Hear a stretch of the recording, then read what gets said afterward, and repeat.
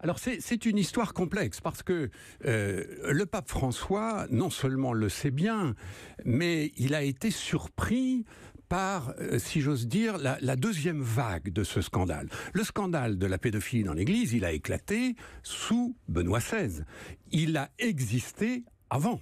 C'est-à-dire, c'est à partir des années 1995, qu'on a commencé à apprendre qu'il y avait tel cas ici, un évêque là, etc. Des cas de pédophilie. Des cas de pédophilie ou d'abus sexuels. Vous savez que c'est toujours compliqué parce que dans l'Église, en réalité, quand on parle des cas de pédophilie, en réalité, 80 fois sur 100, c'est des jeunes séminaristes ou jeunes prêtres, 15, 16 ans, 17 ans. Donc, c'est pas tout à fait de la pédophilie.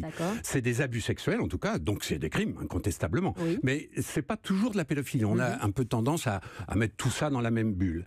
C'est sous Jean-Paul II que tout ça est arrivé un peu à émerger, et Jean-Paul II était à la fin de sa vie, il était très malade, et autour de lui, un certain nombre de cardinaux, clairement, on le sait aujourd'hui, on a fait des enquêtes, on dit, c'est pas le moment, faut pas lui en parler, le pauvre vieux, etc. Ah, ils l'ont tenu à l'écart. Ils l'ont tenu à l'écart, ces cardinaux s'appelaient Castrillon Hoyos, Ré, Sodano, c'était les trois plus importants cardinaux de la curie de l'époque, et ils se sont heurtés à un quatrième cardinal, qui s'appelait Ratzinger, et qui a dit, mais on peut pas continuer comme ça. Je vous parle d'une bagarre interne qui a eu lieu entre 1998, 2000, 2001. Et là, on est au Vatican, c'est le gouvernement du pape qui décide d'occulter ces scandales. C'est vrai que Jean-Paul II est déjà très malade. Âgé, oui, en plus, Jean-Paul II, il ne faut pas oublier ça aussi, il vient d'un monde communiste où la pédophilie était un instrument politique. C'est que dans les pays totalitaires, pour accuser un prêtre, on l'accusait de pédophilie. Le grand théoricien de ça, il faut le savoir, il faut faire un peu d'histoire, c'est Joseph Goebbels, en Allemagne, qui avait théorisé cela en disant « les prêtres qui nous embêtent, on les accuse de pédophilie ».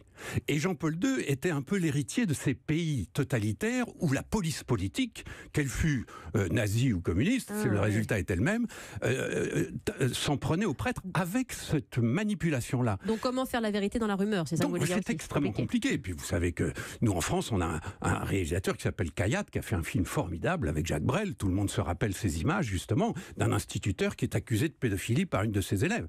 C'est vrai que c'est très complexe parce que à force de se dire la pédophilie c'est horrible, ce qui est vrai, il n'y a rien de plus monstrueux que de manipuler un gamin sur ce plan-là, mais il ne faut pas oublier non plus un peu que accuser quelqu'un de pédophilie, c'est le plomber à vie, quoi.